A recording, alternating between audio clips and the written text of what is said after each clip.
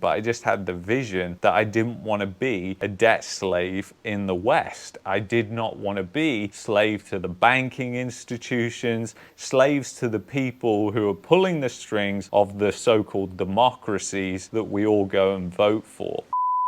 I left the West, and you should too. In my lifetime, I have now seen two countries that I absolutely love, two countries that I'm a citizen of, just essentially collapse right before my eyes. And you know, it's very difficult when you see that type of thing happen, and you realize essentially the second time around when you move to that other country for that better life, and then you see the same thing happen, that it's really something that seems to be happening all over the West. And the fact is, there is no point in trying to slog it out, becoming a debt slave, such as many do. And I basically made the decision 4 years ago that it is the best thing to leave. And what solidified that decision was actually when one of these so-called democracies turned into a dictatorship, which was Canada. And when that happened, it really opened my eyes, and I saw people who were just literally protesters and their bank accounts were frozen. They became political prisoners, and it was just unbelievable what happened. I saw that the police were used as a military to quash a protest that again was very peaceful. And that's the thing, we're seeing growing authoritarianism across the West, and you have to build a life for yourself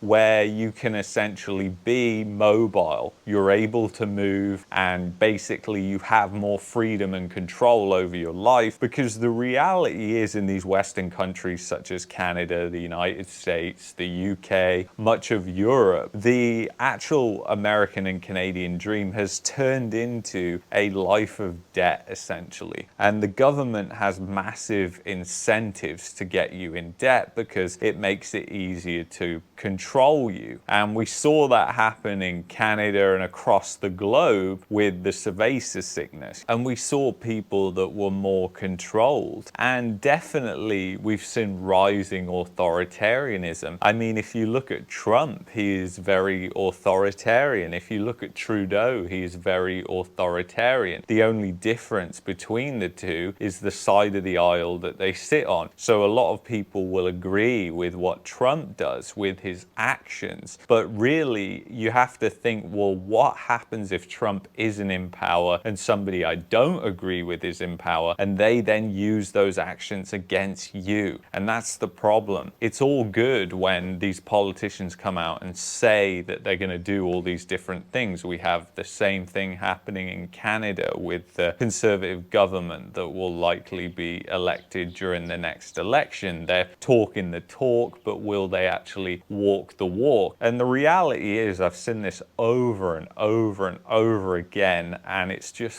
annoying, to be honest now, is the fact that nothing really changes. You're just changing the facade on a broken institution. It gives the illusion of democracy, but when you actually look who's pulling the strings and who controls everything that happens, it's just a very few powerful and influential people that control a lot of things across the Western world. And this is why the World Economic Forum and their meetings have been so publicized now, and there's been so much resistance against it, is because people know that these are closed door meetings where back-end deals are being done, hundreds of millions of dollars, billions of dollars thrown away, wasted of taxpayers' money.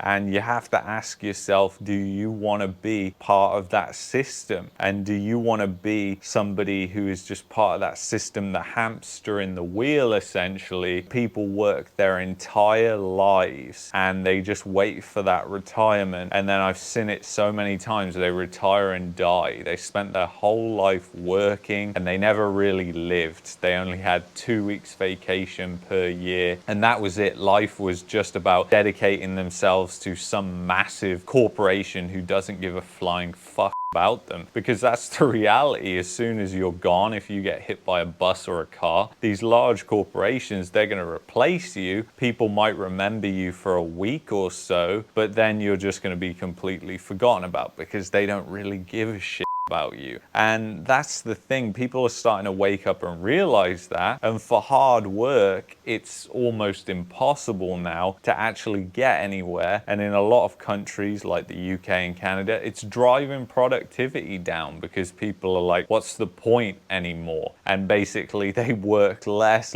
gets done because it's like, what's the incentive? Even when I get a raise, it's less than actual inflation. And if you watch this channel, then you know that inflation is way higher than people actually think it is. So I think you have to have the vision first, because without the vision, you're never going to go anywhere. I mean, in 2021, do you think I had a plan laid out of how I was going to get to where I was right now? Do you think I had any idea about what I was going to do? No, I didn't, but I just had the vision that I didn't want to be a debt slave in the West. I did not want to be slave to the banking institutions, slaves to the people who are pulling the strings of the so-called democracies that we all go and vote for. But here's the thing, if you have a legitimate skill and if you have the vision, you can actually do whatever you want. The world is your oyster. If you really are up for hard work and you want to be in a place which is just very conducive to higher productivity, then yeah,